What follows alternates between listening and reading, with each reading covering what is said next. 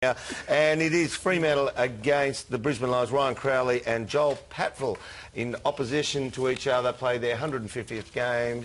Sutcliffe is out for Fremantle. Silvani comes in. Jono, look at the Dockers. Congratulations, Ryan Crowley, on 150 games. Fantastic in terms. Won the best and fairest last year and plays his role every single week. Look, they're coming off a hard-fought win, had the bye, and now they're in a great spot to start the second half of the year and really go well. Very even across the board, and that's the most pleasing aspect for Fremantle. You look at their side on the screen now, and look, yeah, they've got a couple of champions. With Pavlich out of the side, he's their main player and their main champion at that club. They're just so even across the board, and that's Mundy and Barlow are even in the midfield. Fife, I suppose, is starting to step up into that next level as well. Johnson's just a level performer, just impresses every week at centre-half back. So they're so good across the board. But Mundy's the one that we like to focus on a little bit. And I know Derm and Shura, you've picked out over the year. Beautiful watching him live, the way he kicks the ball. Moons is the other one who's just loved the way he's gone about it this year. I've picked out his best 5 kicks so far this year on the back of you guys having a discussion about kicks. Individual kicks.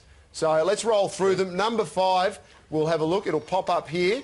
And look, they're all class, a lot of his work. But this one here against the Hawks, out of the centre, plays in there a lot. But it's just a good chip over the top of Stratton there. So well weighted. You look at the weight on that kick, just to hit it in front of Main, gives Gibson no chance. This is the second one. Now, you look there, great kick to Walters on the burst, doesn't break stride out of half-back. He actually has Ballantyne there, changes his mind mid-stride to hit Walters. So this is number 3 now. This is one of my favourite kicks in the game, just that short dart through traffic, hits Ballantyne on the lead-up. But you can see there, wonderful? That was great. You can see his first option where he looks is out to the third umpire where his teammate's running into. You see the other option coming straight at him. So that's great team setup anyway, but great execution. This is one of the most dangerous kicks in footy, hitting it to centre-half forward. If it rebounds there, it's a goal up the other end. And look at the kick, just doesn't break stride. I think it's Ibbotson who takes that mark. And this is my favourite so far this year. Has a look, and then just drops it in short to Pavlich on the lead. You can see there he's got options down the line, gets closed up in front from Essendon, gets really close to the Essendon player, changes it last minute.